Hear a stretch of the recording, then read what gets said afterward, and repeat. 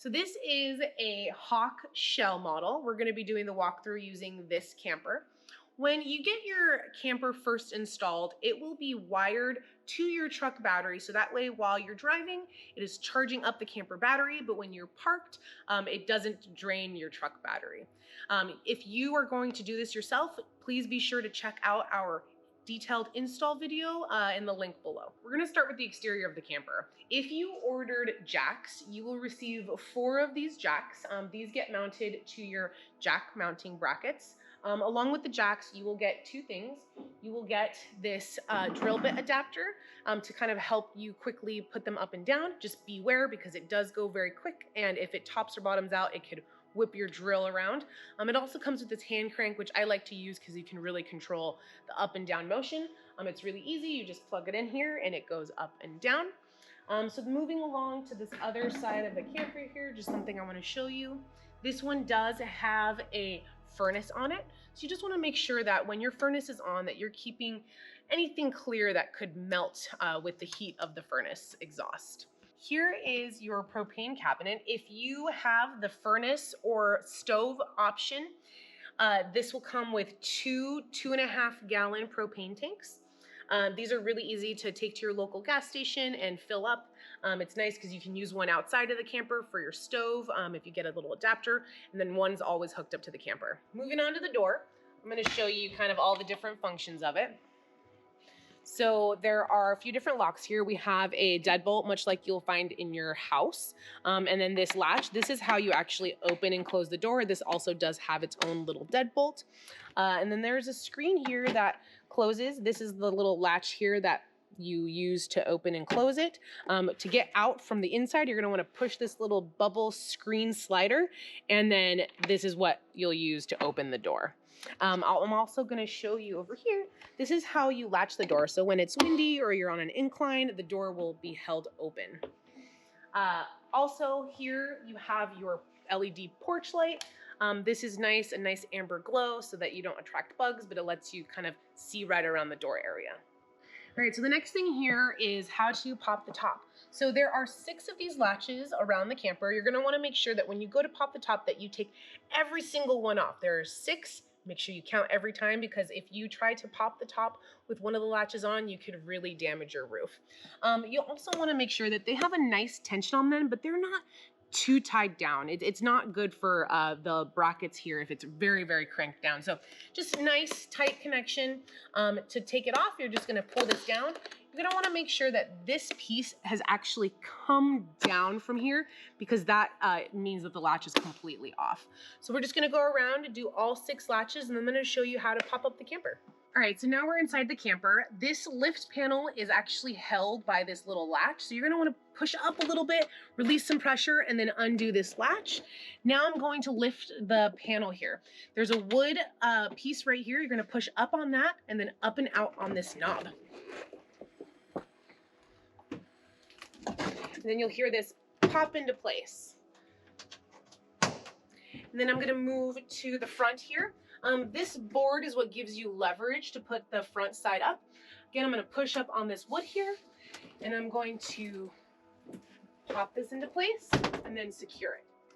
The bungees here provide tension for when you're going to put the camper down, so it pulls the vinyl in nicely so that nothing is sticking out. So when you're gonna set up camp, you're just gonna remove the bungees, and then you can use the windows. So this is one layer. This is a nice clear layer here, so that way you don't let cold or heat in. Or you can have it all the way open as a screen, or you can do kind of different variations to allow some privacy and some air, whatever you feel comfortable with. If you've selected the furnace and stove option, the first thing you're going to want to do is make sure that your propane is on.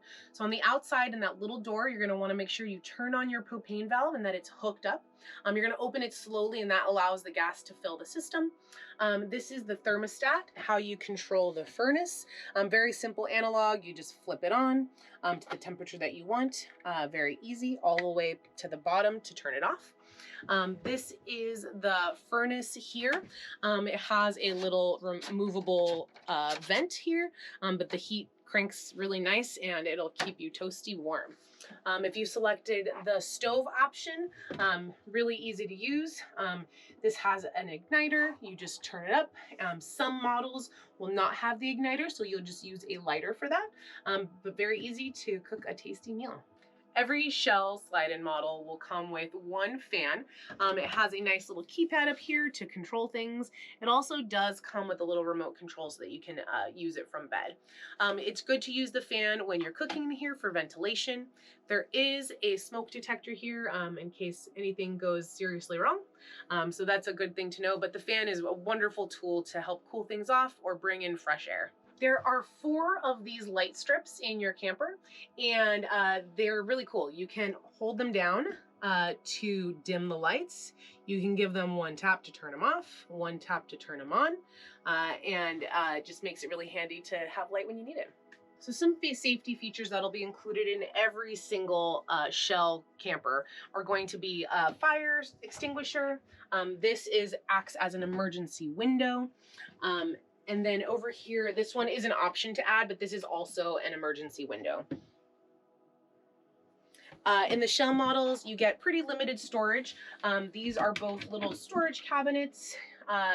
This is actually where all of your fuses and your battery separator are. And then these are your turnbuckle access stores. To make the bed, you just pull this slide out. This particular model has the queen bed slide, so it just has one set of cushions. You just tuck these in here, and then you can make your bed. One thing to know is that the threshold for leaving your bedding on is this little part right here. So you don't want anything that sticks way up above this because you're going to compress it when you put the top down, and it might make latching the camper difficult. This Hawk Shell model has the side dinette seating. In some models, it might have the rollover couch, but you can also get it with no seating at all. So it would look like this side over here on both sides. This side dinette does turn into a single bed. This part just rolls on over and makes a nice little single bed. So every Shell model camper comes standard with a single 12-volt battery. There are other battery options that you can choose from. If you have the furnace and stove option, your battery cabinet will be up here. If you don't, it'll be a little bit down lower. There is this really great little electrical panel here. This has a 12-volt. This has 2 USBs. And then this is a reading that shows you the condition of your battery. In the battery cabinet, you will find a kill switch. This is what will cut off the power to your camper. You're going to want to remember that anytime you're not using the camper, you should have that off so that you don't drain your batteries. In the Shell models, there's only 2 ways to effectively charge your batteries. The first is when you're driving, so your truck alternator will charge the battery of the camper. The second is if you've chosen the solar option, the solar will keep the battery topped off. So don't forget to use that kill switch to conserve your battery. When you're packing up camp, there's a few important things to remember. You're going to want to first close up your windows and attach the bungees so that the vinyl gets pulled in when you lower the top. You're going to want to hit the kill switch. And then on the outside, turn off your propane and then make sure you latch all 6 latches. You're going to want to double check and really make sure that all of your latches are latched. And on the outside, make sure your propane tanks are off. One thing you always want to check for when you put down your top is that there's no vinyl sticking out of the roof. So right here, there's a little bit here. So I'm just going to lift this up, tuck it in, and then close it back. And then again, make sure all 6 latches are latched.